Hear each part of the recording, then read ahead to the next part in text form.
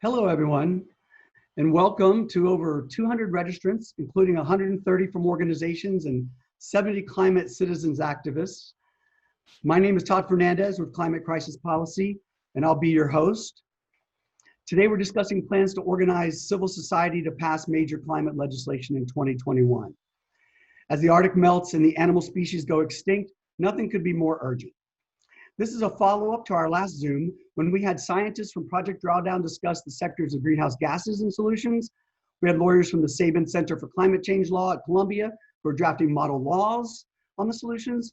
On existing bills, we had Mighty Earth, Natural Resources Defense Council, Center for Biological Diversity, and Family Farm Action Alliance.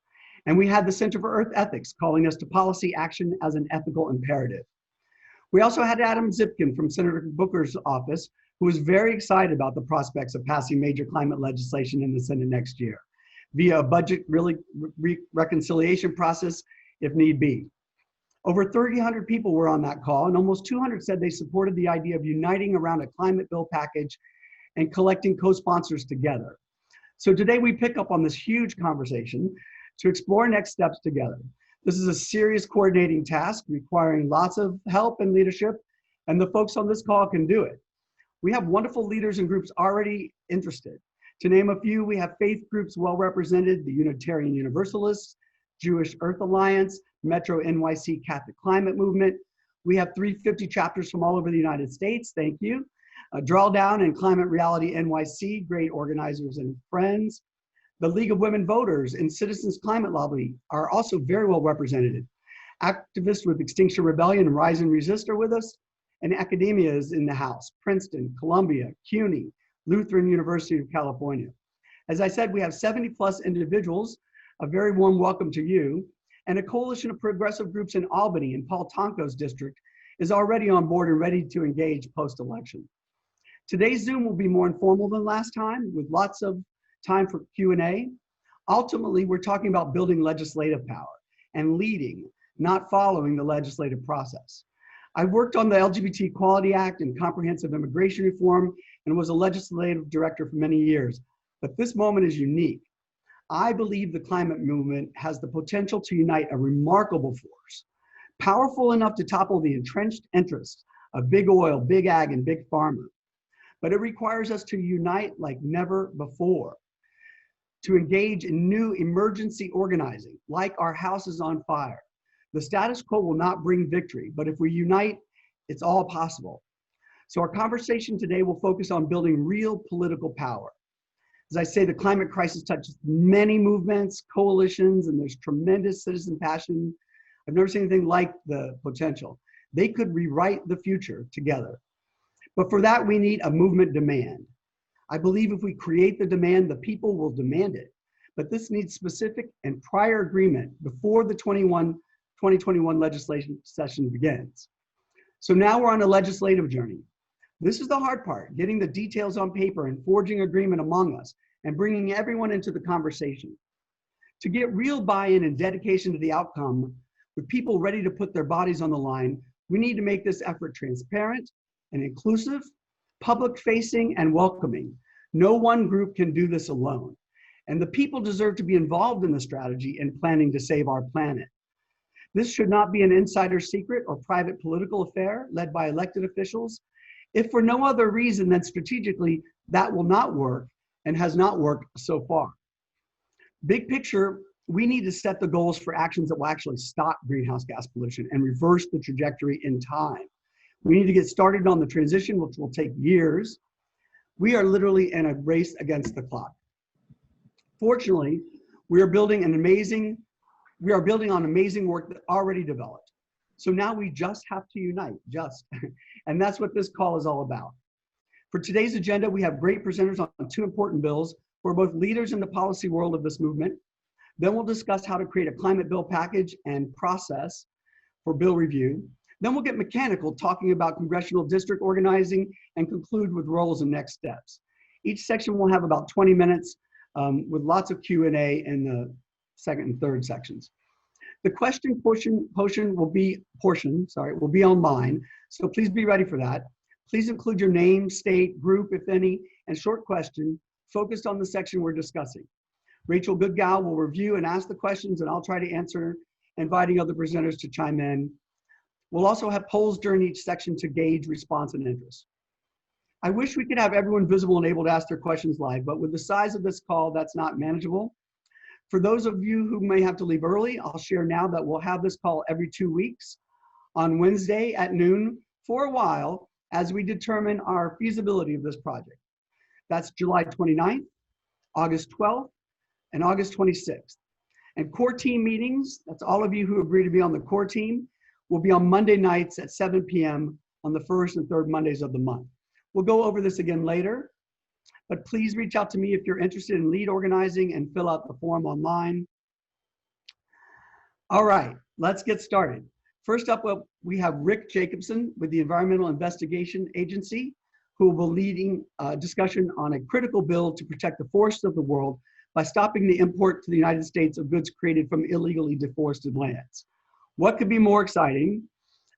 Rick, I love that you're on here. We had Attell speaking to this bill a little bit last time from Mighty Earth, but we're going to go in deep, and we welcome you and are excited to hear what you have to say. Great, thanks, Todd. So we're really happy to be able to participate in this and tell you a bit about this legislation that's in the works, and also really excited about the initiative as a whole. So again, I'm Rick Jacobson, the manager of global commodities policy at the Environmental Investigation Agency based out of DC.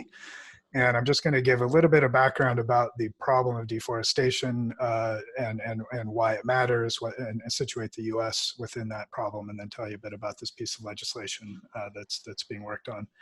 So as many know, I'm sure, deforestation contributes to an estimated 10 to 15% of global carbon emissions. It is also the largest contributor to species extinction in terrestrial ecosystems, and threatens the livelihoods of indigenous people around the world. The Amazon is thought to be on the brink of a tipping point where the entire ecosystem could convert to a savanna, and that alone would put ambitious targets for global climate mitigation out of reach. About 80% of deforestation in the tropics, where most of it's happening, is driven by the expansion of commercial agriculture, this particularly in Southeast Asia and South America. And while any kind of deforestation or loss of the remaining natural forests of the world is undesirable, much of the deforestation that's currently occurring is happening because existing laws in these countries are not being followed, laws that would protect forests and the rights of the indigenous peoples that depend on them. This is happening because of governance failures, weak law enforcement, corruption, and so forth. Last year, a reputable research and mapping initiative called Map Biomas in Brazil estimated that 99% of all deforestation in all of Brazil's key biomes was illegal, according to the laws of Brazil. The majority of the commodities coming from this production, whether that's palm oil in Indonesia, soy or leather from Brazil, cocoa from West Africa, make their way into international markets. Based on EIA's analysis using data from 2018, the U.S. is one of the largest destinations for many of these commodities, and also products containing those commodities. So as some examples, the U.S. is the second largest importer of palm kernel oil in the world, the fifth largest importer of palm oil, the third largest importer of Brazilian cow hides, many of which come from the Amazon, the largest importer of natural rubber and tires manufactured around the world, second largest importer of cocoa, largest importer of products containing chocolate. So just to give you a sense of how important the US actually is as a market driving and linked to deforestation. In 2008, the US passed a precedent-setting measure to protect forests from illegal logging. This, the Lacey Act, which is a 100-year-old statute designed to prevent illegal wildlife trade, was amended to cover illegal timber as well. So that required importers to know their supply chains and ensure the wood they sell in U.S. markets was not produced illegally. The Lacey Act had broad support from the U.S. wood industry, which saw it as a way to create a fair global playing field, had a bipartisan set of lawmakers and a wide swath of green NGOs behind it, and that continues to be the case today. So in light of that, members of Congress, led by Senator Schatz and Representative Blumenauer in the House, are developing a piece of legislation that would build on the Lacey precedent, but cover imported agricultural commodities. It would also bring together additional measures to tackle deforestation and forest crime around the world. The planned introduction of the bill had to be delayed due to the pandemic earlier this year, but the offices are committed to moving it forward as soon as it's strategic, and there's bipartisan interest in the bill. The bill would require importers sourcing designated commodities from high-risk countries or areas to know where their commodities were produced at the level of the farm, the ranch, the plantation, and so forth. And they would have to report this information to U.S. authorities along with other supporting information to show that production was in compliance with all relevant laws.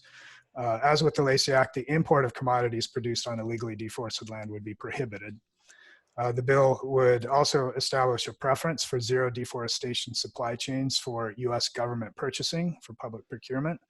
It would create new avenues of foreign assistance to allow the U.S. to provide more support to producer countries making efforts to tackle deforestation at home. It would strengthen the tools available to law enforcement in tackling financial crime related to deforestation.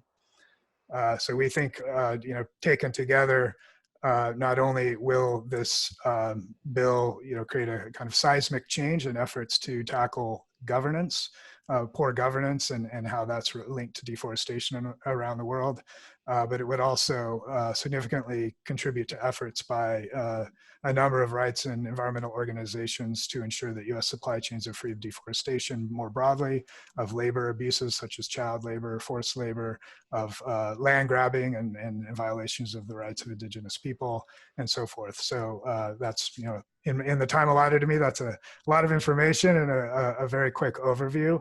But we're very excited about this bill moving forward, and we really hope that the groups here today and others can get behind it. Thanks. That's wonderful.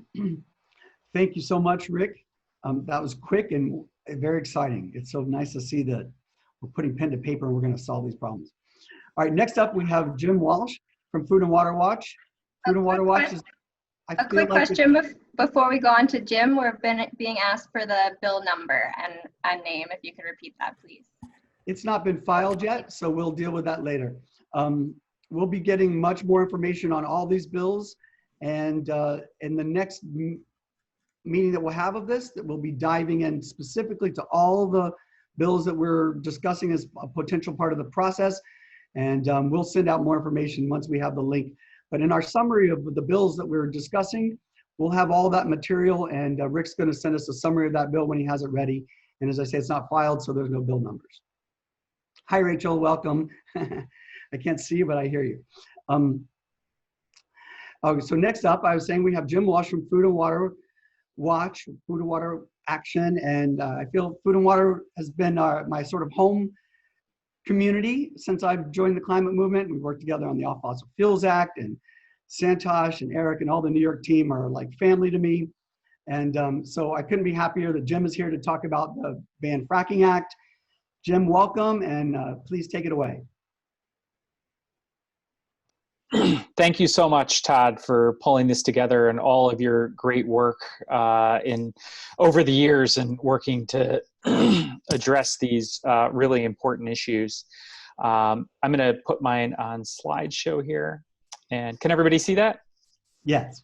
Great. So, this is happening in the context of, creating a larger policy package to address this. And obviously, we'd want the Ban Fracking Act to be in any policy package that gets put forward. But I also want to talk about some of the pitfalls that we see in some of these energy policies and how the Ban Fracking Act can help address maybe some of those and help the larger understanding of some of the discussions going on in DC. And so, first, I think at the end of the day, the root issue, we understand what the problem is, right? That fossil fuels are warming our planet, they're polluting our air and water, creating significant health issues for communities and people, and that clean energy can actually help to address that in some ways. And I say help because it's not the only part of the problem.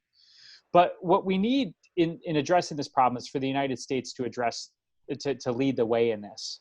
And, when we said we're going to put people on the moon, nobody knew how to make it happen. That's very different than where we are now. we actually know how to address the climate crisis, right? We understand the problem is fossil fuels and the issues related to that. We have the technical capacity to stop using fossil fuels in our energy system.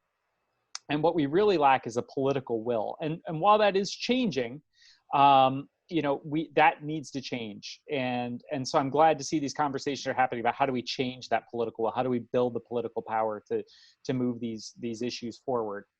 Now, when we're looking at national energy policy, I tend to put these into kind of three buckets. And there's demand side policies, there's supply side policies, and there's carbon reduction policies. And the discussions in Congress mainly center around demand side policies. And these are policies that deal with what are consumers actually using for their energy. And the demand side policies don't address the supply side issues, which is the drilling and the supply side issues of fossil fuels, right? And so none of these policies that are being discussed in a meaningful way in the big picture transition documents are really addressed that. Even the Green New Deal didn't actually discuss the issues related to fossil fuel development that AOC and Sanders or Markey introduced.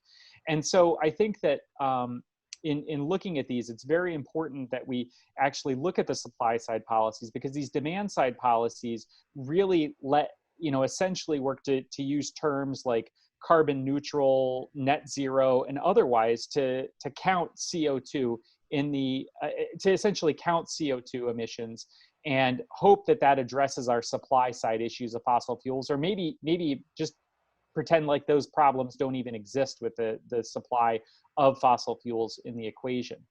And so there's also policies that seek to reduce greenhouse gas emissions in the atmosphere, something that absolutely needs to happen along with demand side policies. We need to have demand side policies. But these drawdown policies tend to totally have no position on any of the other impacts that fossil fuels may have. And so a lot of these drawdown policies focus on things like carbon pricing and carbon markets that allow offsets to reduce carbon emissions while continuing to allow fossil fuels to burn as long as we're offsetting it somewhere else in the economy. And so I think, broadly, we need to be thinking about this comprehensively and not fall into these traps where we're essentially drawing down carbon in one place and allowing it to increase elsewhere in our energy system. And the big policies that are being discussed, the Clean Future Act, the Climate Crisis Committee report, and now recently the Biden plan, all of those plans fail to rein in the fossil fuel industry and suffer from all these pitfalls related to carbon neutral and not actually and continuing our legacy of fossil fuels. And so while these plans don't necessarily endorse policies like carbon capture sequestration, like the Biden plan doesn't do that, the Clean Future Act is pretty explicit in it, right?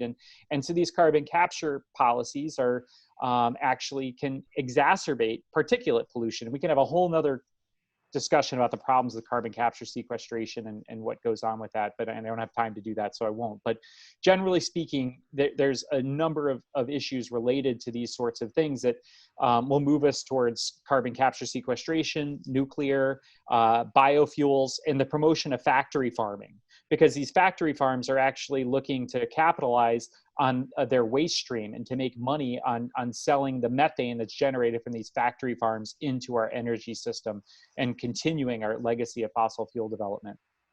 And this becomes pretty clear that, we've had an all of the above energy policy where we're neutral on the energy source. And if you look at this chart here, one of the things that's really clear is that coal has gone down significantly. But the major increases in energy have been in natural gas, not in solar and wind. And overall, 70% of the reduction in coal has been captured by gas, right? And so if we aren't actually consciously addressing the development of fossil fuels, it's going to continue to remain in our energy system. And so it needs to be addressed. If you look, the gross output under this all of the above strategy has grown over 4 times in the oil and gas industry. Natural gas production in the United States overall has doubled in the last 20 years.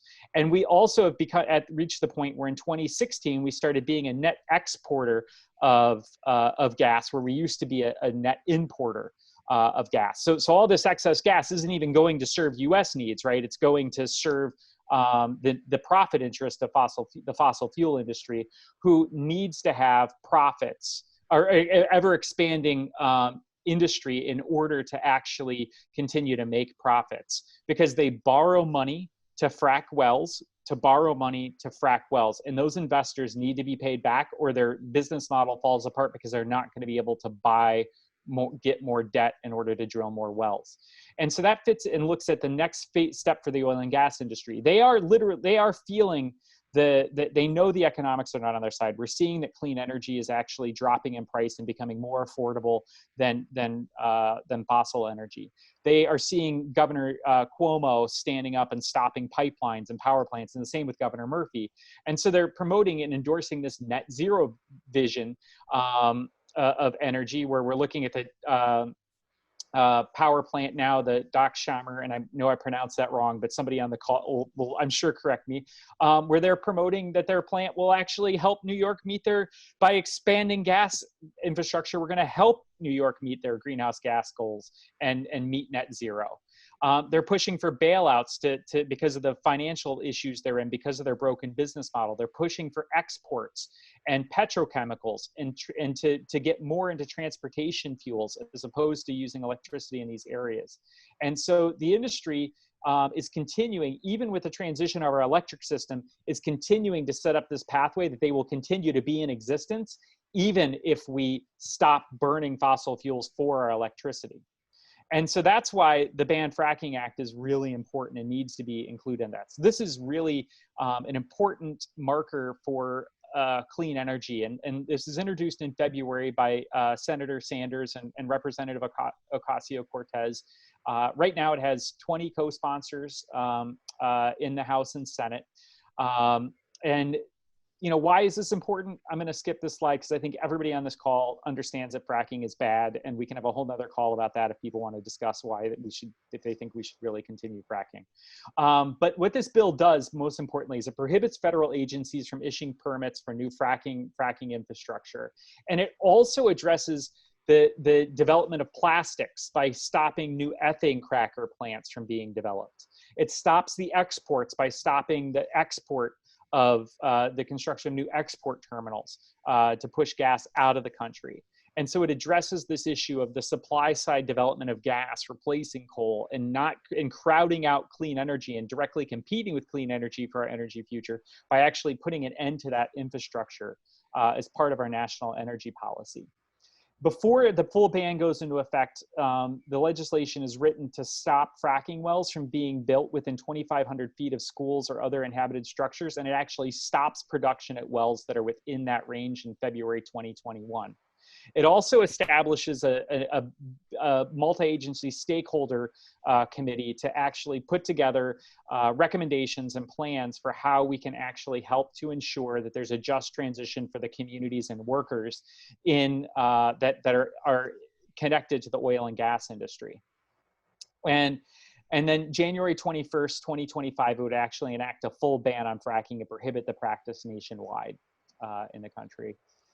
So thank you all very much. That is, I tried to do as quick as possible. Thanks for giving me time to do that. And I have to, I can stay on for about 20 more minutes, but I'll have to get off. So if there's questions that come up that I'm not on to answer, if somebody wants to forward those to me, I'll do my best to answer them in an email response to people. Thank you. Great, wonderful. Just one question while you're on the call, Jim, because the real question that we're going to delve into next is, what is the organizing plan to get co-sponsors? So can you just talk about the approach that you take at Food and Water Watch in getting co-sponsors? Sure. So there are a couple of places where this, we're having conversations right now. We have Hill Allies that we work with, where we actually have regular conversations with this lobbying team of organizations inside DC, where we're working to do things like next week, we're setting up a congressional briefing where we're actually going to have experts, environmental justice individuals, and somebody from labor on talking about the Fracking Ban Act and why it's important to educate members of staff broadly about the Fracking Ban Act.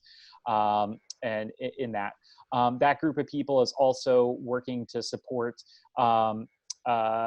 district meetings that are happening around the country where our organizers are actually working with local coalitions to put pressure on elected officials through district meetings, organizing local call-in days, and those sorts of activities to put pressure on elected officials to support the Fracking Ban Act. And we've met with a number of folks in New York. Eric Weltman has been the primary person putting those meetings together in New York for us. And so that's I think the basic of what we've been doing. And a lot of this is trying to adjust to the new coronavirus reality of how we do organizing.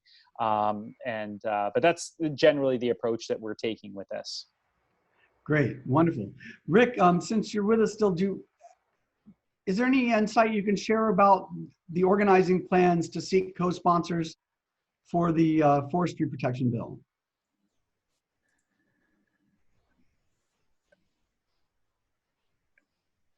Sorry, I was just getting myself off mute. As of now, we've been working to organize NGOs within DC and working kind of behind the scenes to help with outreach to the private sector as well, and get their responses to the bill.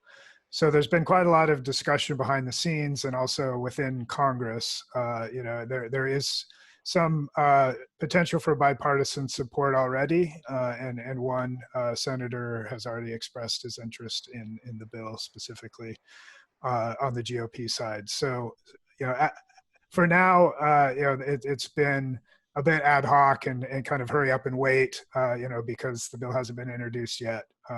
So that's all I can say right now. All right, great, wonderful. So it sounds like a team, a network of organizers adopting districts all over the country to get co-sponsors would be helpful.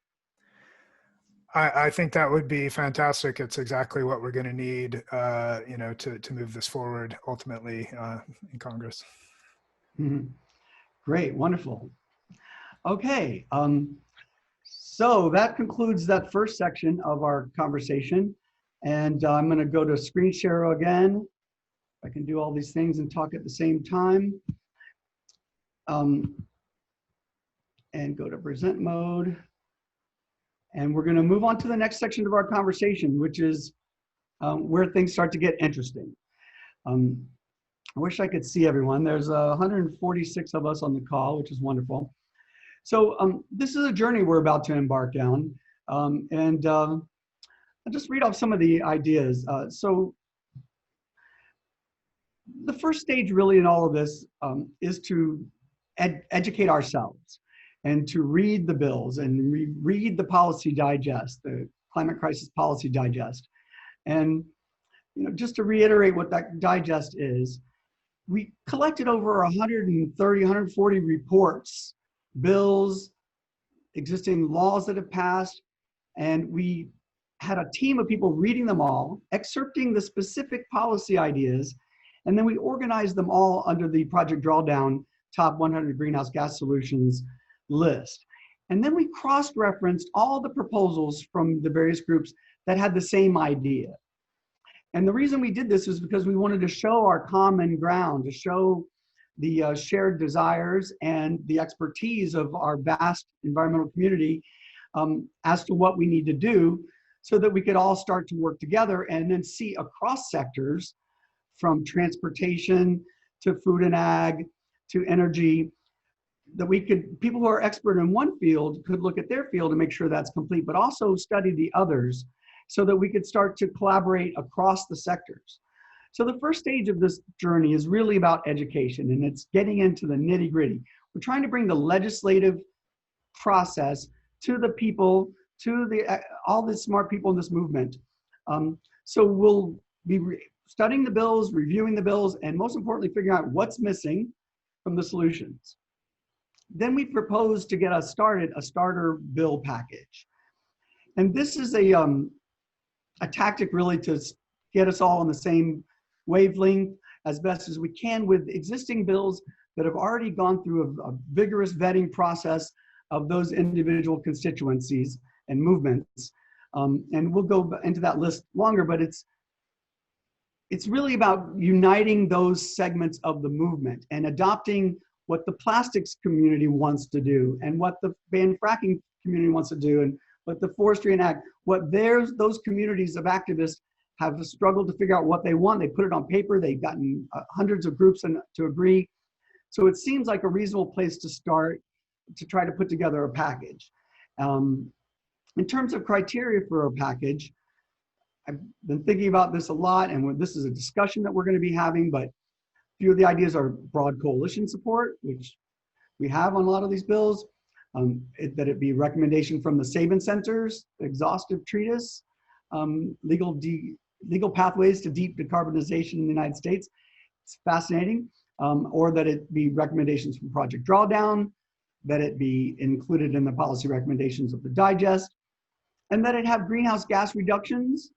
And on that point, it's not always easy to quantify what the greenhouse gas reductions are for a specific bill, but we're talking to the Project Drawdown folks, and Chad Frischman, who was on our call, has reached out and he said they're willing to help us think about this. Some are pieces of bills or pieces of a problem, so it's not going to be that easy, but it would be lovely to be able to get to the point that we say, we have the starter package and it would achieve X amount of greenhouse gas reductions. And then as we build on it, it'd be lovely by the end of the year to have a package that, hits 80% reduction in greenhouse gases. So we know that the effort that we're putting into these legislative battles are really going to stop, the greenhouse gases. I added the European Union on here because they have a lot of interesting recommendations that can serve as a gauge of how progressive and aggressive we're being. They've got some incredible ideas. So that's that question of the criteria for a package, and we'll be discussing this in depth at our next call. Then the next thing is a process for discussion as we're going forward. And so we've created a group list where we have all the groups that have endorsed the various bills on the left-hand side, and then we have the organizations. Let's see if I can pull this up. Let me go out of my, well, I'm not going to try to do that. And then we have all the bills across the top, and it shows which bills have endorsed which groups. And that's helpful as we try to get all the groups to endorse the whole package, but also to see the lay of the land. And I was looking at it, I think there's like 1,500, is that possible, groups listed already? My thought going forward is that we would keep this as an opt-in. So there's also a intake form already for your organizations that lists these various bills that we're discussing. And if you fill that out, we'll then add your name and indicate which bills you have endorsed across the list. Then we're gonna really spend a lot of time identifying what's missing and the problems. Let me just move this so I can see my own screen here. Can't move that, so back to that, sorry about this. We'll see what the support is generally across, this platform of groups. And if we could get 80% of us agreeing on a package of bills or agreeing on a bill, or 80% agreement on, what the solutions should look like, I think we'll get there. Because when I'm looking at all the policy ideas in the digest, I think most of them are going to be, people are going to say, yeah, sure, that's fine. And then we'll identify the areas that are more problematic. And that's where the challenge is for this ongoing conversation. But it's critical that we find a way to unite, I feel, across differences.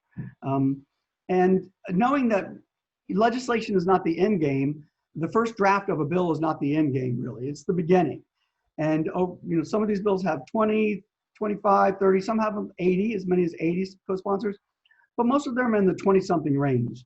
So we have a long way to go to increase that level. And we can also have majority and minority opinions on various things. And so part of our work will be to say, okay, we have this bill, we generally like it, here's what's missing. And then, half of the teams, half of the groups think this is the right idea and half think this is the right idea. And I think by setting something that up, we're helping to soften the potential for direct conflict. And this is a very important topic because my experience in the last few years in this movement, I've seen a lot of talk about the things people disagree on and not as much about what we agree on. And I'm just always struggling, but how do we figure out what we agree on, which will give us a nice relationship basis, I think, then to have these more complicated conversations. So these are just ideas of how we can proceed in this conversation. I'm just putting it out there for our thought process as we proceed. On this, we're going to need a build team that will serve as a coordinating function. That's collecting and organizing the bills, all the materials that go with the bills, the summaries, the emails to the legislators, backup documentation. Let's see here.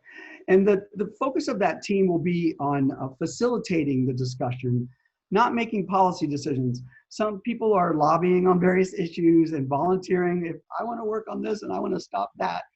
And I love that, obviously, and passion is what we need. But this role here really is a neutral facilitator. So we invite people to come forward who can, have that passion, but also set it aside to do the neutral facilitating work, because I think that's very important in terms of how we build credibility among ourselves and at the work product, for people to know that we're approaching this in as neutral a way as possible. We already have a document that has the vote count.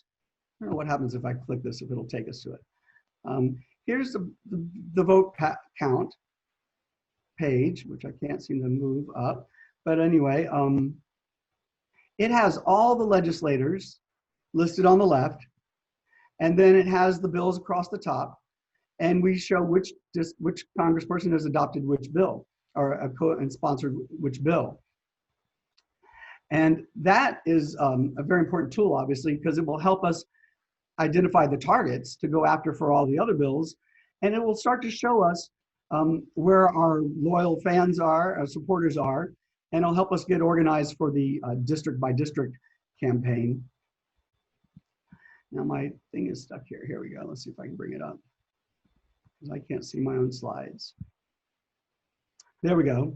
And then, like I mentioned, we also have the group endorsement list and a form you could submit your endorsements on that. So with that introduction, we're going to take questions on this section, and we're going to put up a poll. Greg, if you have the first poll. And this is not the end of this questioning, this is just the beginning. We're just trying to take the sensibility of the group. So the first question is, would you like to help with bill organizing? We had 37% of the team last year, last call, that wanted to work on that. Do you like the criteria for a package? Again, these are not definitive, it's just getting the ball rolling. And does your organization endorse legislation? Because what we'll want to ask is that you take these bills to your organizations and invite them to review them. That will be a journey. We'll be talking to folks about that. And people are voting, which is wonderful. In the meantime, Rachel, do you have any questions from the Q&A? Hello. Hello. Hello. Okay, our first question is about timeline. Is there a framework of time when this work will be happening? So the goal is to have as much consensus on as much of these solutions as we possibly can before the real legislative session begins next year. I don't know if people watched the Obama healthcare process. They went into that fight, they spent 2 years fighting that, and then they didn't have what they wanted at the end. So I think it's critical that we get as much alignment over the next 6 months as possible. My preference would be that we have bills filed on as many topics as possible. I think that's probably unlikely at this stage, but there will be draft bills coming from the Saban Center. There are other groups working on various drafts. So we will have the ability to work through a process of discussing legislation on topics over the next 6 months to build alignment. Rachel? Yes, I just lost a question, but I think I have another one. Sorry, everyone, this is my first time running Q&A on Zoom, but we're asked, how committed is this effort to bipartisan support on various bills? So bipartisanship. My theory of change is that we have millions of people and thousands of organizations, and we don't know what our political power is yet until we have a concerted set of demands that we all agree on and start organizing with collectively.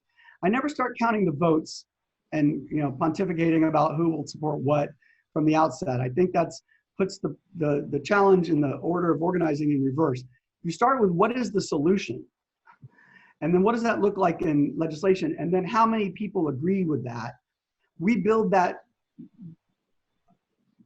group of the willing and align all those interests. And as I said, I think we're gonna have a lot of agreement on a lot of fronts. And then we go after co-sponsors and we organize in every district. I was talking to Jake Davis of the Family Farm Alliance, and they're ready to go into the deep red districts on the farming bills and can't wait to have the help. And the climate disasters are happening in red and blue districts. So we just don't know what kind of support we're gonna get when this ball gets rolling. So the idea is to get everybody on board and demand that everybody support them all. So all 435 congressional districts will be a target. Rachel? Okay, a few people have asked about the Climate Select Committee report that just came out, what you are thinking, and if our other panelists would like to chime in, how you think that plays into this work. Yeah, sure. I would like Jim or Rick, anyone who wants to. I'll just say briefly that we've in touch with the Climate Crisis Select Committee, and we had invited Samantha Madlock to join us, and she's working on joining us for a future event. The reaction I'm hearing is that it's not sufficient, and I haven't read it myself yet. And so I'll just say that Congress has not saved us. And there are all sorts of powerful forces in play in Congress, and they continue to hold sway, really, and they will hold sway until we hold sway. And so we cannot rely on elected officials to lead this legislative process. I come from the gay rights movement. Congress has never saved us, and other movements as well. So I think it's a wonderful indication of the hard work that they've done. In 2018, we started pushing Kathy Castor in Tampa and others hard on the Off-Fossil Fuels Act and asking them to take leadership and start working on climate in Congress, because they obviously should. They've done an incredible job of pulling together a huge team and an amazing report, obviously. So everybody's eyes are on the ball. It's a top of agenda item. So we are very well positioned with Congress now. And Adam Zipkin on our last call stated he thought the Senate would pass something big through reconciliation. So everyone's moving in the right direction. And I just don't think we should rely on elected officials to lead the way. We will have to push them all the time. Jim, do you want to comment? I think Jim had to log off. Oh, okay. And yeah, he said he only had 20 minutes. So I do have a few questions that were specifically directed at Jim, so we'll make sure to forward those on to him. He also left his email in the chat if anyone would like to get in touch with him directly. But he had to log off.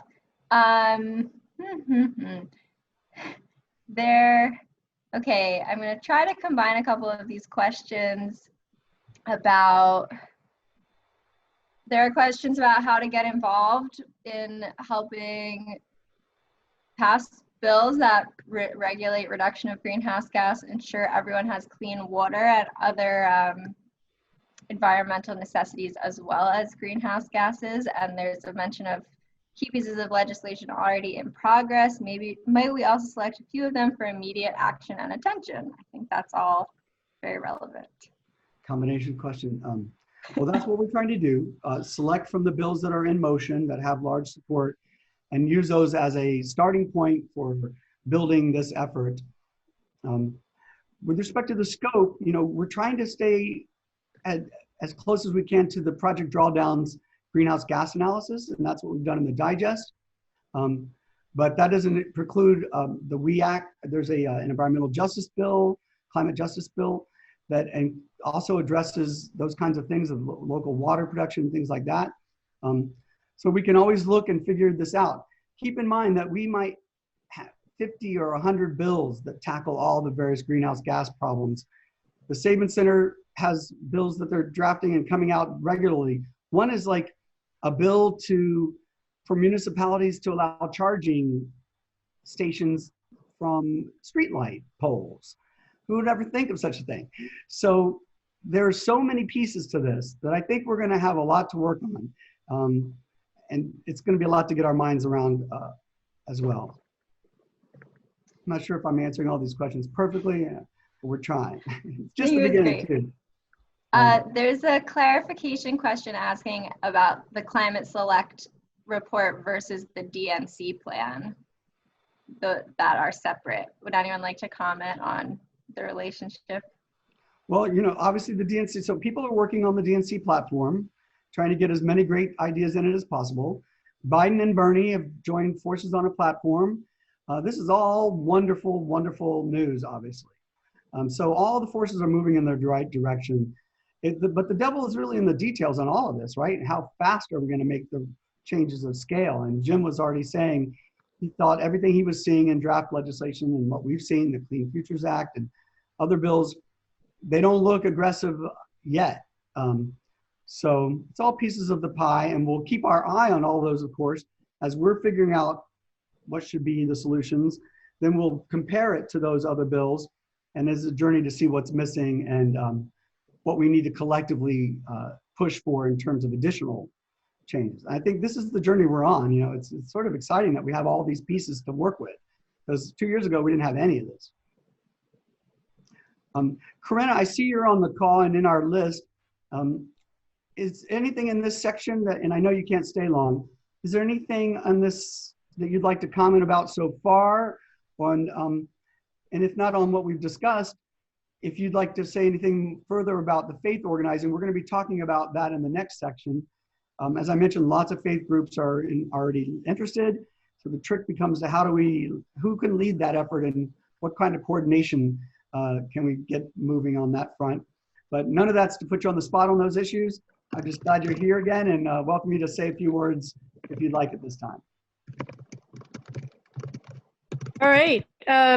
Thanks, Todd. Yeah, I wasn't planning on saying anything formally, but I am happy to have the opportunity. I really am excited about this effort, and I'm watching the Q&A, all the great questions. I know there are participants on this call who have incredible insights as well as reach. And I think this moment, just to step back and recognize the moment we're in, is really critical because of the lessons that we are learning from and the energy we're getting, both from the two major points of crisis that we've been in. And that is, of course, the coronavirus pandemic, and then the reckoning with white supremacy and systemic racism. And I think, so what I want to say is basically that this is a really extraordinary time, and there's so much dynamic energy. And the reason why I am so interested in this particular platform and in the convening here that, you know, all of you that have joined, is that I think that it is the right time to kind of turn this process inside out, to really think about government for the people, by the people, of the people, and try to look closely at the legislation in a way that many of us haven't before. And so I'm excited about that. My work is at Center for Earth Ethics at Union Theological Seminary, so particularly concerned and attentive and accountable on religion and faith. That also includes indigenous peoples and traditions in the way that we do this work. And I think that this is particularly powerful for the climate issue. And I would just note that a lot of the energy right now in the draft legislation is around issues of justice and equity, and framing it in terms of the moral and ethical imperatives around justice and equity. And that has been voiced by faith leaders for some time, from Reverend Gerald Durley of Interfaith Power and Light to Pope Francis in Laudato Si, and many others. So I know that there are a lot of faith organizers who are on this call. I just want to say that that your work has already made such a difference, and now we're at this dynamic time to really push it through. And I just want to say from the Center for Earth Ethics that in our humble way, however we can coordinate and support this, we're really interested in doing so. So thank you, Todd, for the opportunity to say that, and I'm here with you all. So hopefully we'll all be in touch. Thank you. Thank you, Karana. Thank you so much. This is great. So we're getting tight on time for this section, and we probably already passed time, but we have a little room in the schedule. I'm just going to look through a couple of these questions and. Oh, go ahead, Rachel. Of course, there are a lot of big questions, and they're coming in fast. But two of particular interest I thought was a couple people have asked if we're producing the Energy Innovation and Carbon Dividend Act, which is the carbon tax bill supported by CCL. Mm-hmm. I'll let you answer that and then ask the second one. All right. And I also saw questions about Sierra Club. The Sierra Club is on the call, and Catherine Skopik has been a chief ally, and she's very passionate about stopping nuclear, which is great. I haven't seen any of the proposals suggest additional nuclear, just as but this is one of those hot button issues. It seems like everybody's saying, you know, try to extract the most we can out of existing, deal with all the pollution issues in a different and better way. But no one seems to be suggesting new ones. The Sierra Club's with us, hopefully, and we're going to keep on that fight. But your question was about the carbon tax bill. We're going to talk about that. Let me just, I don't know if my slides are showing. We're going to talk about that more. I'm in touch with that team, and we had invited them to the first call, and they were going to wait and come to the next call, and then their staff changed. So we're back in touch, and we're talking again on Friday. And thank you to all the Citizens Climate Lobby folks for everything that you guys have been doing. You really have charted the way forward in terms of what it looks like to build a citizens lobbying team. And you guys are everywhere, and I love it. And anytime I don't have that bill on a list, I get emails. And I've really enjoyed talking to folks and engaging. So we're working on that. It's a more complicated topic. So we'll have more time to discuss it next on the next call. Two questions about organizing an agreement. One is about, is 80% of the threshold for support? How does that get defined of what is supported? And not totally related, but another organizing question is all of this dependent on Biden winning and taking the Senate back?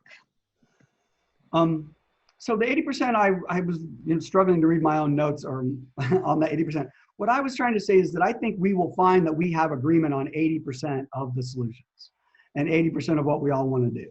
I think that's where the 80% is going to come in. I just think people are going to naturally say, yeah, to a lot of it, because I've read all these details, and I'm like, yeah, these are no-brainers. And then there's 20% where it'll get more complicated. And then out of that, I think 10% we might end up with different camps. So that's how I see it happening. And it's just a guess at this point. In terms of the election, so yes, obviously, we're going to need leadership that believes in this problem and is willing to make progress. And so the election is critical. That said, it's not a panacea. As we know, it's still the same Democrats that haven't fixed this problem in 40 years, right? So, and we love them and support them, and we love a lot of people and support them, but we need to get to results. So I don't think it's going to solve our problems, and I just encourage people to work very hard, obviously, on electoral politics, but know that the real work begins after the election and before the election, figuring out our common ground and how we're going to work together to force Congress to pass major legislation, no matter who's in charge. And keep in mind, in the Senate, we don't know how that's going to split. And so we're going to have an uphill battle, even with some Democrats and with some Republicans on a lot of these topics. You look at the bill co-sponsorship, it's very low across the board at this point. The farm bills have small, 10, 12, 15. So we are nowhere near 250 some votes. Go ahead, Rachel. And I think we should maybe try to move to the next section. Is my screen still open in screen share, or somebody else's? Yes, it is. Oh, so just real quickly. So about 32% said they want to help with bill organizing. Wonderful. We're going to have to figure out how that group is going to work together. So if you want to take a lead in that, I really want to invite you to write me directly, climatecrisispolicy@gmail. And then we'll figure out that group, how it can work together. And as I said, on Mondays, the first and third Monday, we already have our core organizing team, and it's always been open to everyone, and we have new people coming in all the time. So we're going to open that space up to use as our back end organizing. And I can't emphasize enough how much help we need with that, because we're queuing this up. The interest has been amazing, almost overwhelming, but it's really going to depend on our ability to get a strong team, and we'll talk more about that in place. 70% of the people like the criteria for the package, and 30% need more time. 76% of the groups endorse legislation. So that's exciting. We're talking to the right team. On the next slide I have up, it just shows you the list of bills that we've been discussing so far. And we're going to be diving into those in depth on the next call and figuring out how close to yes we can get on that package.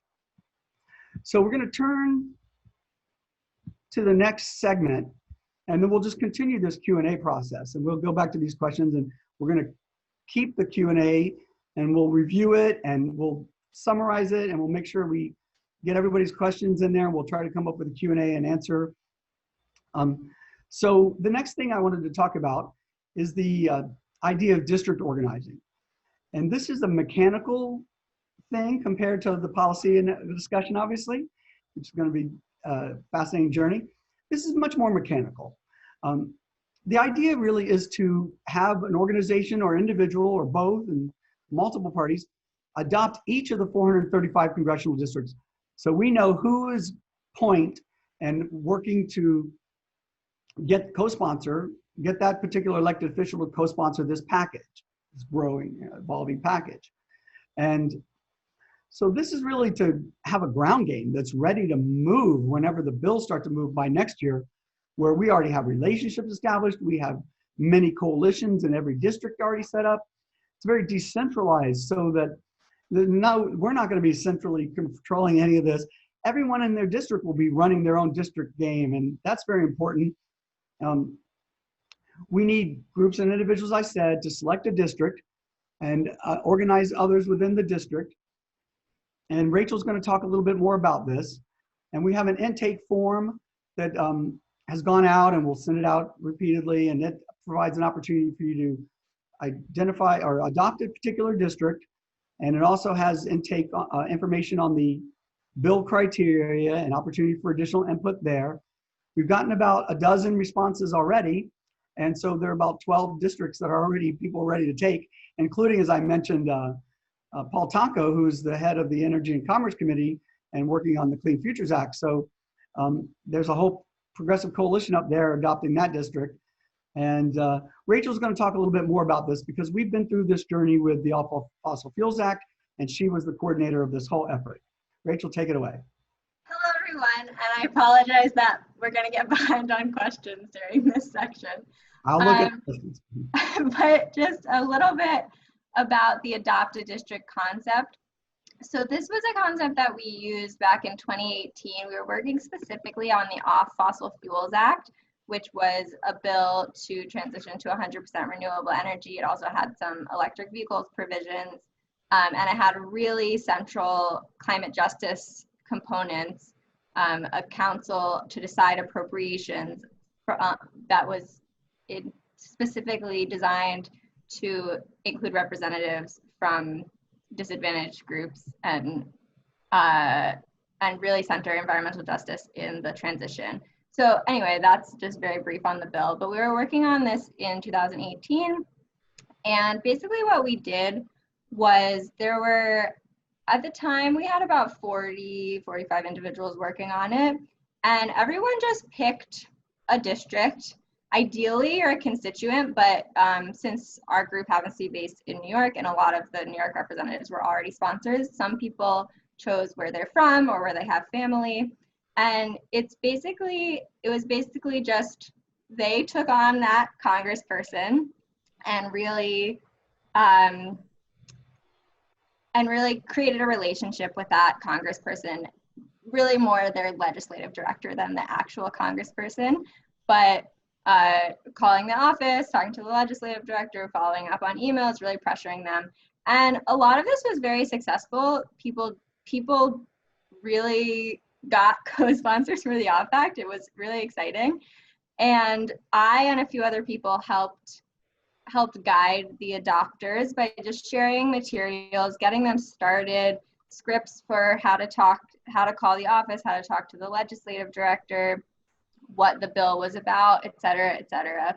So for this project, since we hope to be working on a bill package, it will be even a larger scale, and we hope to have a more expansive scale. Like I said, last time we had about 45 people working on it. So ideally, every district will have someone working on it, and it doesn't have to be an individual. It would be great if it was a local group there that would adopt their congressperson and really build that relationship and try to get them on board with the climate legislation. So I will not be managing this time around. So in addition to adopters, we really need some people who ideally have some lobbying experience, though it's not strictly necessary, who can help guide others who may be newer, just getting them started, providing insights and tips on building that relationship and getting their congressperson excited. Yay. Well, thank you, Rachel. So this is an important thing.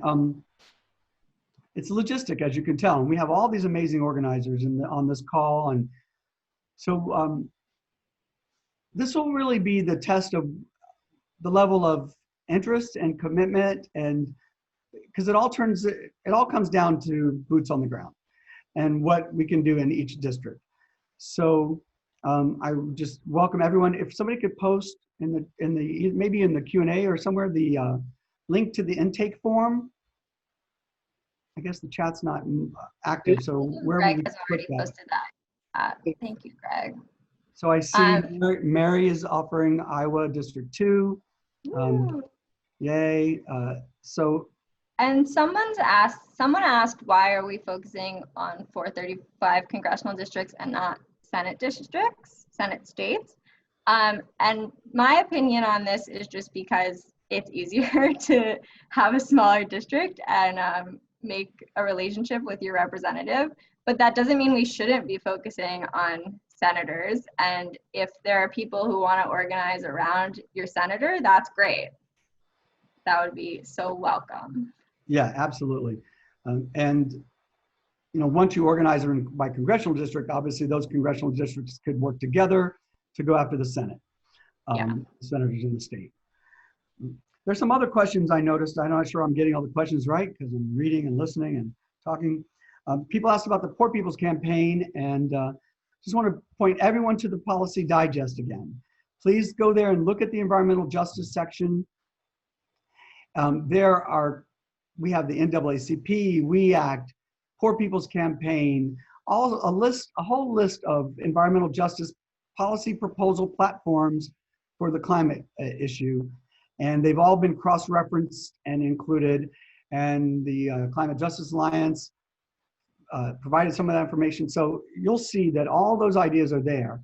And organizing principles, someone asked about. I forget which reference they had, but we're using all the demands of the communities as our organizing principles, because it's like, what does the community want? And if there are additional principles and ideas like that, the intake form asks for you to submit those, and we'll figure out how to review them all and make sure we address all of them. Our real principle is open and inclusive and transparent. And this comes from my heart. I've been the insider, and I know how the insider game works, and it's not going to win this. It's not going to happen. So we have to be the legislative director for everyone, and I'm inviting all these groups here so you can hear from them how they go about this, and we can pull the curtain back and dispel the myths and make it very simple and straightforward so that everyone feels empowered to be in that effort. Somebody mentioned Africa. I spent 2008 in Africa getting a Master's of Law and Human Rights, and I have a lot of colleagues there, and the impacts on climate crisis there are just a multiplier for so many issues. And somebody asked if we don't win the election. I say you organize no matter who's in office. You got to organize the same way no matter who's holding that office. We're going to have to force whoever it is to go big and be bold. So don't worry about that. We're gonna win what we win. And I think this movement is big enough, if it were really well coordinated, that it could force almost any administration to do the right thing, if it were really coordinated. And that's the issue we're trying to work on. Any other questions, Rachel? I think there's an important question that says, how do national groups fit into this adopt a district strategy? Okay, and then Greg, if you could put up the poll on this section to see who's interested in different things. Do you support this organizing approach of adopting districts is the question. Would you like to adopt a district? That's the most important question. And would you like to help manage this effort? I cannot emphasize how important that is, and I'm so excited to seeing people say yes. And again, first and third Mondays at 7 p.m. I think we have a question on that coming up to see if that works. And my email is climatecrisispolicy@gmail.com. Please don't hesitate to write me, although I'm already drowning in fielding responses from the last call. But it couldn't be more exciting, all the groups that are talking to other groups and getting commitments. And that's why we're starting now. It really should be a year ago, but there's a lot of lead time, as you all know, and all these kinds of things. So the question was about the national organizations. Well, a lot of the groups that have presented are national organizations, and so they're in the conversation. The first ask the second or third ask I'm making of them now is to review the other bills that we're discussing, and they're all still at the same stage. Even within the food and farm arena, they have 4 or 5 different bills, and this has prompted them to start talking about packaging those among those coalitions, because they're different coalitions working on different pieces. So we might end up with a coalition of coalitions at that level. And we want the national leadership, of course. NRDC was on the last call. And we need to do more work from the ground up from all of you. If you're involved with national organizations, please share this information up the chains, reach up in there as far as you can to get their attention. In my experience, the grassroots needs to wag the tail of the dog to wag the dog. So we will help to bring more people toward that vision. But we are also reaching out to the executive directors of various groups. I'm thinking maybe we'll have one of these calls where we invite a whole host of the executive directors to come forward and help us understand what their strategy is for next year. But it's going to take everybody. And so hopefully we'll all be aligned as this continues. Rachel? I am somewhere in all the questions trying to field them.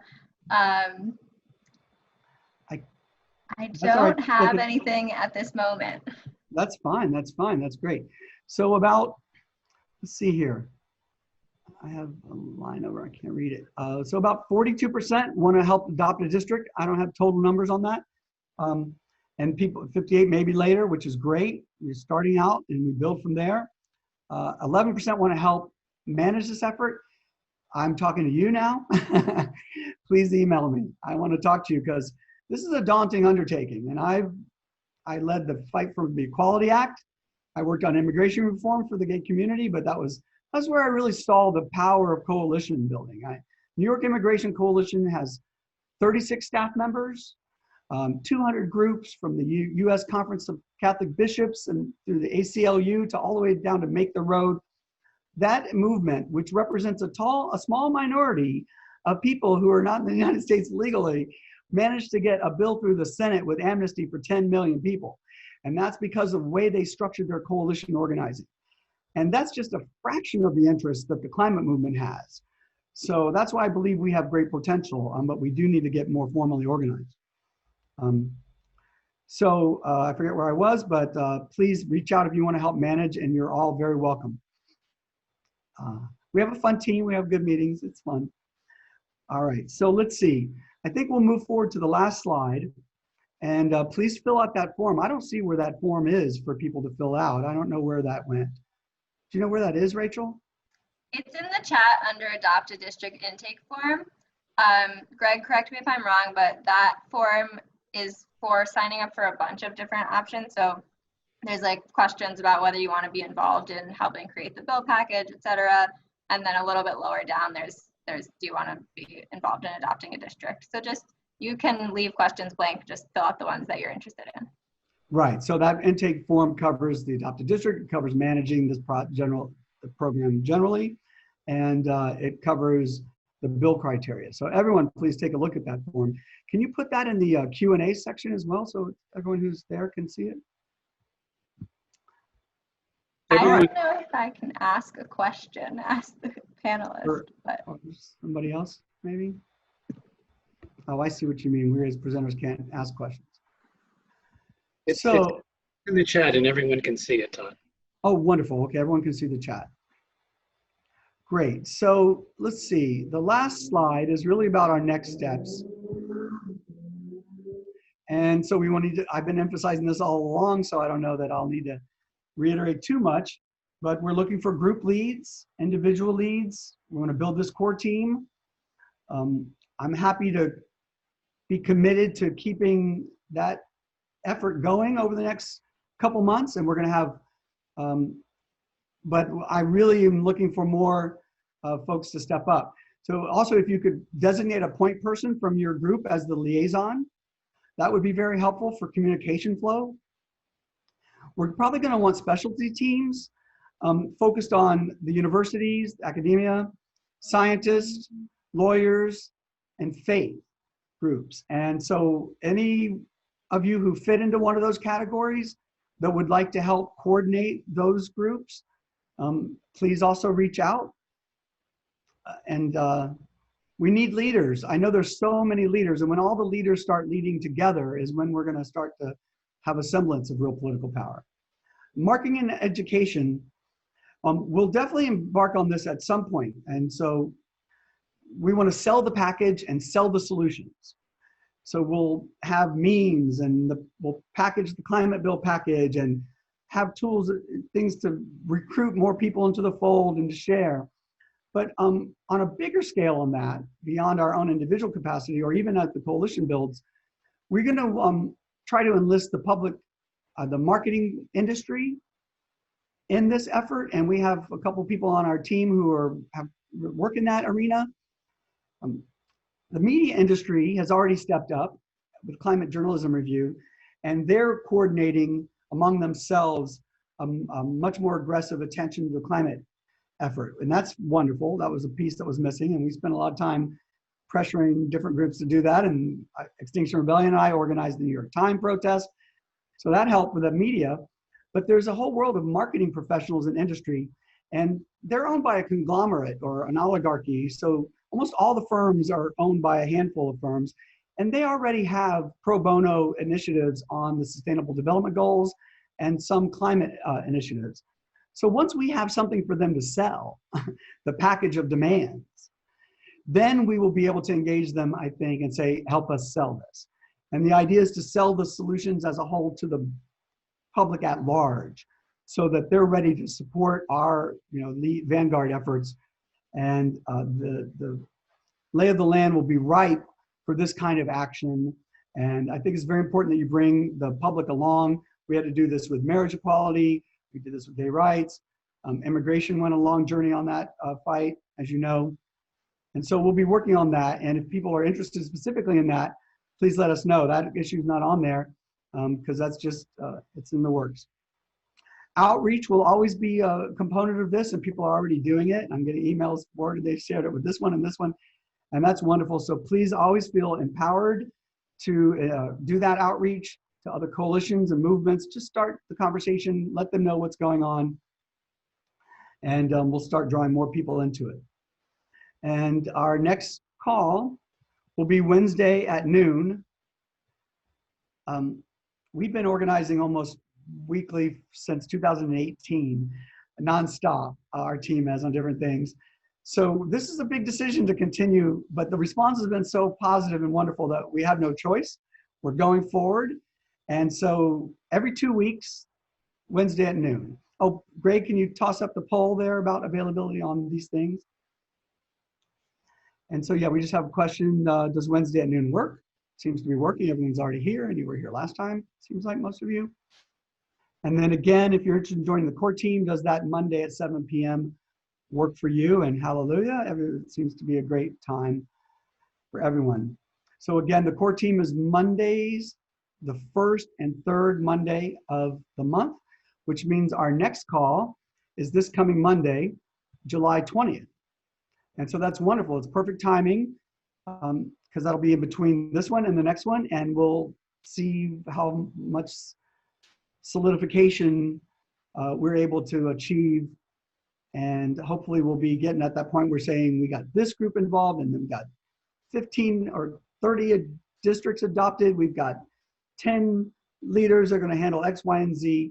And I think that organizing framework and capacity will start to take shape. And we'll just take this one step at a time. So any other questions, Rachel? I so wish we could hear your voices and talk to you, because I know you're there, and it's 12 minutes after 1. So we made great time.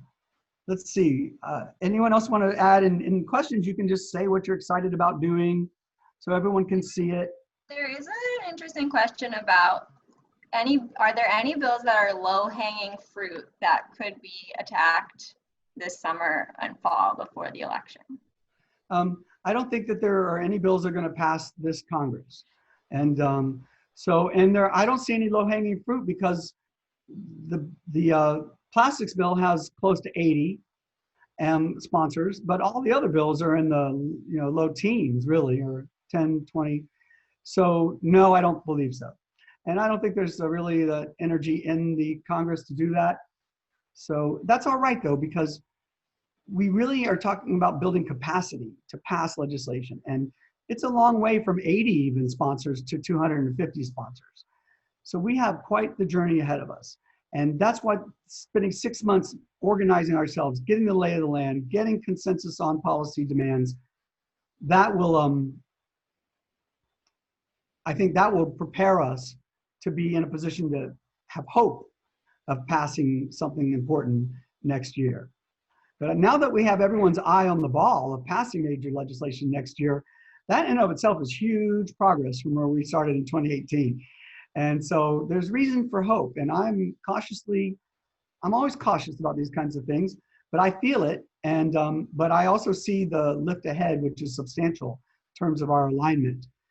Ideally, we would have a formal national coalition that has substantial staffing. It should have 100 staff people helping to coordinate all this. But until we have that, I know the 350 chapters. I worked in the New York one. I know the capacity of this movement. Climate Reality is here, and they have thousands of people who are expert in talking about the climate problems, and we could pivot them to talking about the solutions and how the bills match those things. That would be an incredible force. So we have a lot of potential. Rachel?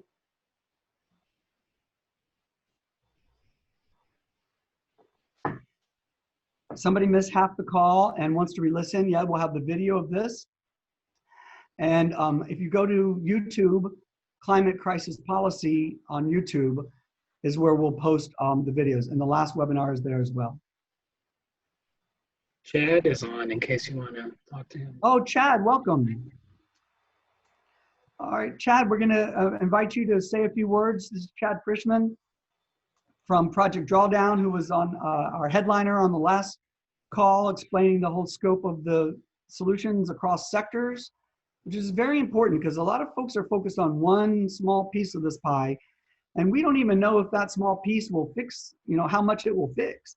So that's why it's important for us to look at the whole picture of greenhouse gas sources, and then we're going to hopefully be able to chart. This is my vision. I don't know if we'll get there. We'll have the drawdown pie of sectors. We'll have the bills as they're coming out, the ones we have, and then all the new ones, and we'll chart those against those sectors, and then hopefully somehow we'll figure out what level of greenhouse gas reduction would come about if we were successful on that package of bills. And I just sent that email to Chad, so I don't need to put you on the spot on that topic. I know it's hard, but feel free to say anything you'd like to say. We're at 21 minutes after. We have a few minutes. Welcome back. Well, thank you, everybody. Thank you, Todd. Sorry I'm a little bit late jumping off of another call. I haven't had a time yet to really digest that email that you sent me, Todd, and I will soon.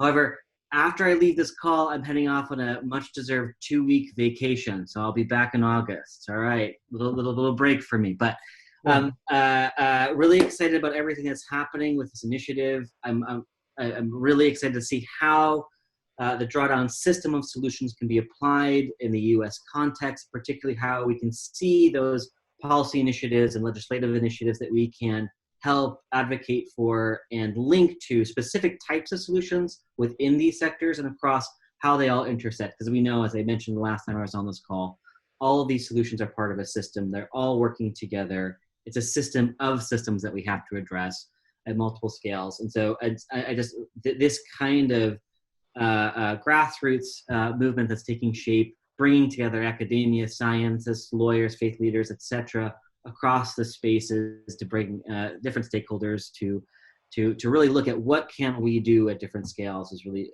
fundamentally important. I also want to just reference to the folks on this call. We just released a new paper called the P10 Sweet Spots for Climate Action, which identifies different levels of agency where we can see the best or the most bang for your buck, if you will, on how to implement solutions at different population scales. And what we found is like that sweet spot is between 10,000 and 1 million people, community level. So from community to sort of mega cities, that sort of zone is really the best level of action that we could be taking for policy initiatives, for community engagement, and we see these all coming together at that scale. So looking forward to working with this project and starting how we can map these different solutions to policy at national, state, as well as city and municipal and local scales, because I think we need all the policy at all those different levels and engagement at all those levels. So thank you, Todd. And I'll since I didn't get a chance to hear from everybody else earlier, I'll step back, and if anybody has any questions, happy to answer. Well, that's wonderful, Chad. And I hear you, and that's comes up a lot too with Michael Girard, who I've been chatting. He wasn't able today to be with us, but he's totally on board, and they're hard at work drafting bills. And you'll see, he says a lot of it is state and a lot of it is local. And so I mentioned earlier the idea of making all the street poles electric charging stations that he has, and he has an update that they sent out of what bills they've drafted, sample bills, and that was on there. And I was like, ding, that's a fabulous idea. And then we heard Cory Booker's person talk about the budget process and how that's going to be a vehicle. And so then I asked Michael, so how do we get a big line item in the federal budget to fund municipalities making that transition at scale? And so you'll see that these things are interrelated. We're focused on federal because the scale and the magnitude of the leadership we need is obviously at our nation, at the national level. But once we have our framework and system in place, we will be able then to chart what needs to happen at a state level and local level. And hopefully our structure will allow those kinds of conversations to happen simultaneously. Because as we're fighting in Congress, we're still going to be having to have fight at the local and state levels, as well as people already are, of course. We can't do these sequentially, like many movements say, well, we'll do a couple things at the state, and then we need to do them all simultaneously. And Chad, one other question. To the P10 sweet spot document.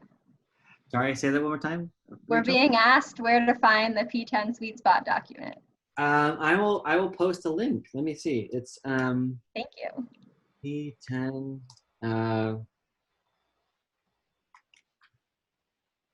And while you're looking for that, find the link. It's in the environmental research letters.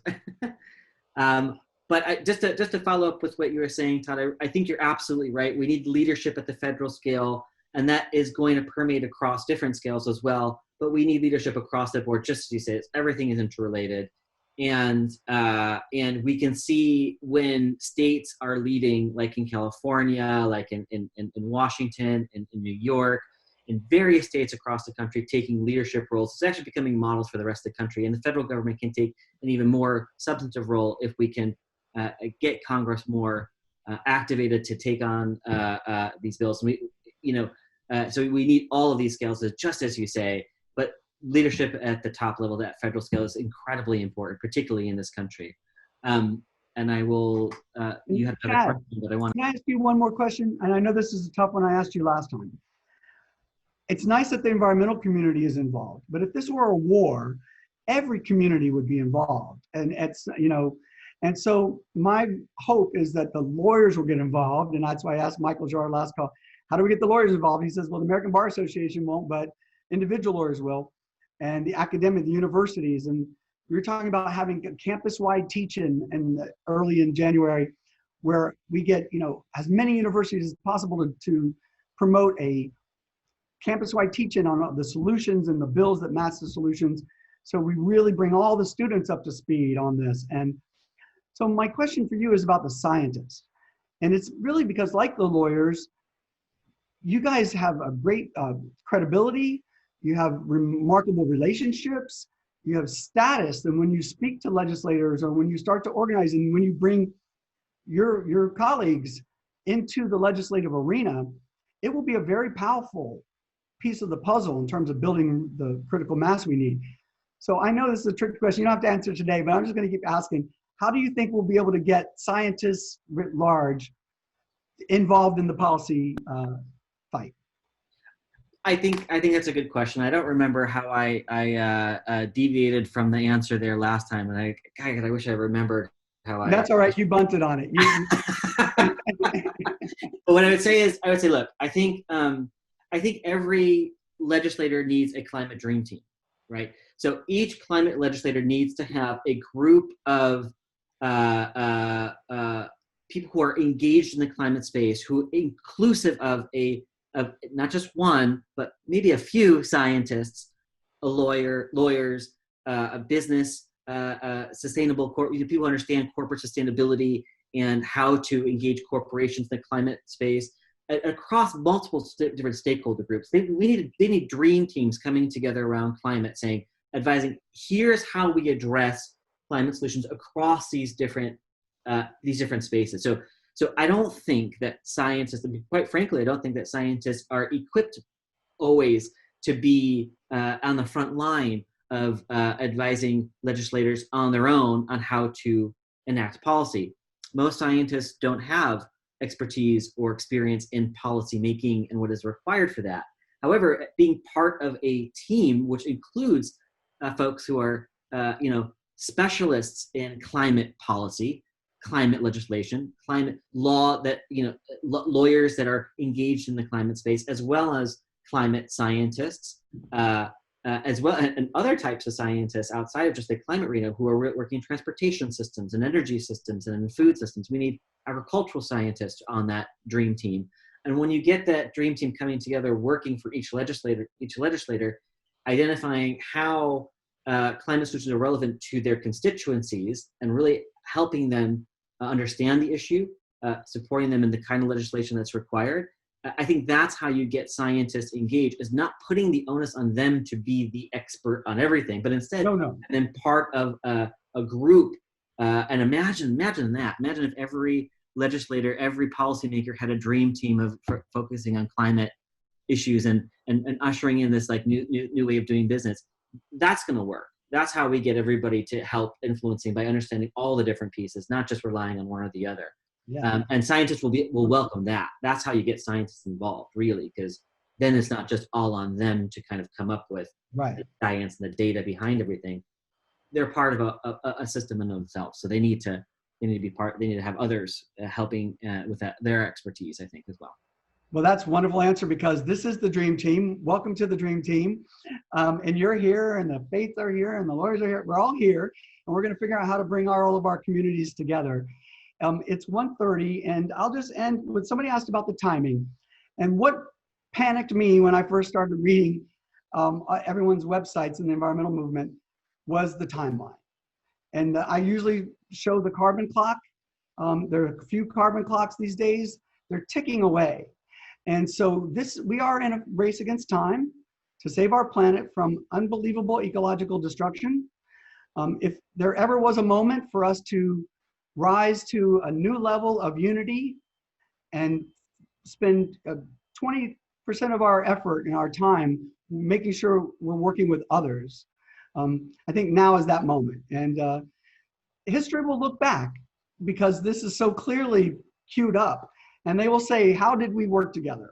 How did we come together as a people to save ourselves from a handful of corporations? And so I'm hopeful that we can do it in ways I wasn't hopeful before. Seeing all these great minds come together is giving me inspiration and motivation to continue. And I just want to thank everybody who shows up to the calls. It means a lot. And welcome you to the ongoing organizing, and we'll see you at the next calls. Thank you so much for coming, and thank you everyone who helps to produce all of this. Bye-bye.